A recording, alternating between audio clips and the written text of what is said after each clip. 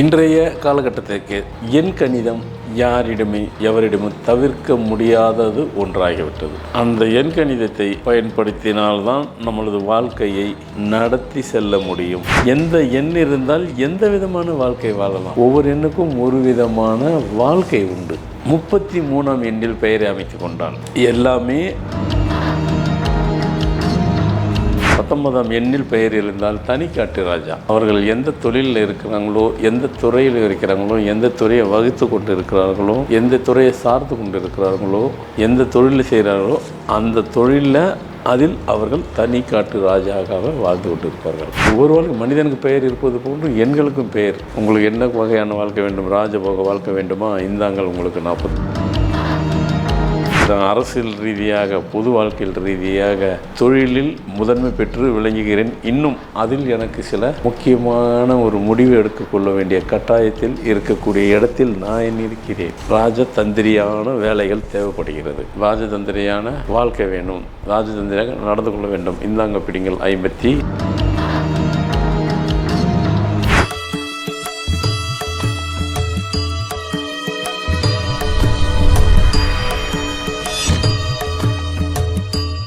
வணக்கம். Format numerology. உங்கள் மகாதன் சேகர் ராஜா உங்களுடன் பேச வந்துள்ளேன்.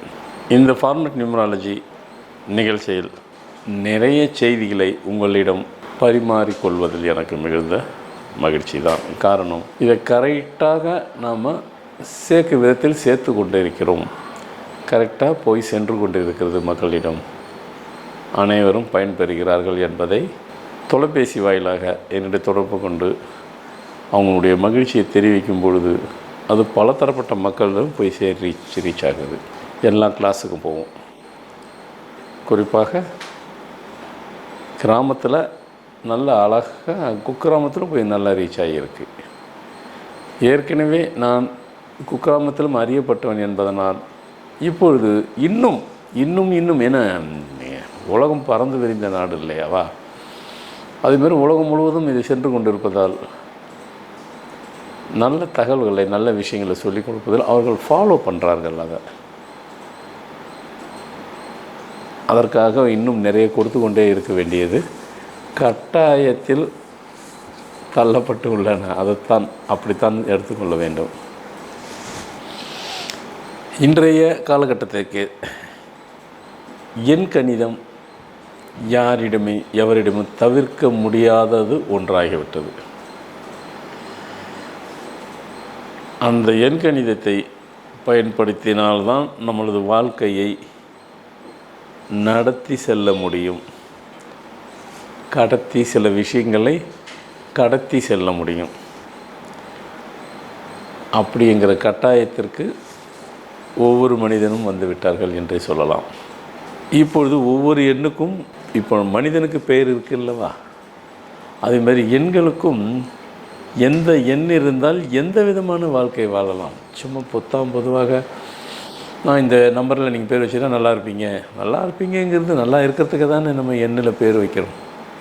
எண் கணிதம் மாதிரி அது என்ன விதமான வாழ்க்கையை நாம் எதிர்நோக்கி வாழப்போகிறோம், எதிர்நோக்கி வாழ வேண்டும், எது கிடைக்கும் அப்படி என்பது தான் ஒவ்வொரு மனிதனுக்கு தேவைப்படுகிறது. ஒவ்வொரு எண்ணுக்கும் ஒரு பலாபலன் உண்டு. ஒவ்வொரு எண்ணுக்கும் ஒரு விதமான வாழ்க்கை உண்டு. இப்போ உதாரணத்துக்கு 33ஆம் எண்ணில் பெயரை அமைத்து கொண்டால் எல்லாமே அவர்கள் டேட் ஆஃப் பர்த்துக்கு பொருத்தமாக இருக்கும் பட்சத்தில் இது எல்லா பிறந்த தேதி கொண்டவங்களுக்கு பொருந்தும். அதே நேரத்தில் 33ஆம் எண்ணில் அமைத்து கொண்டால் திடீர் பணக்காரர், திடீர் பணக்காரர் என்ற வாழ்க்கையை அது அமைத்து கொடுக்கும். அந்த எண்ணுக்கே பேர் திடீர் பணக்காரர். திடீர் பணக்காரராக வேண்டுமா? இந்தாங்கள் 33ஆம் எண். ஒவ்வொரு எண்ணுக்கும் அதனுடைய சக்தி ஒன்று இருக்குது இல்லையா? மனித சக்தி, எண் சக்தின்ட்டு அந்த எண்கள் சக்தியை அது காட்டணும் இல்லையா? அடுத்து 19ஆம் எண்.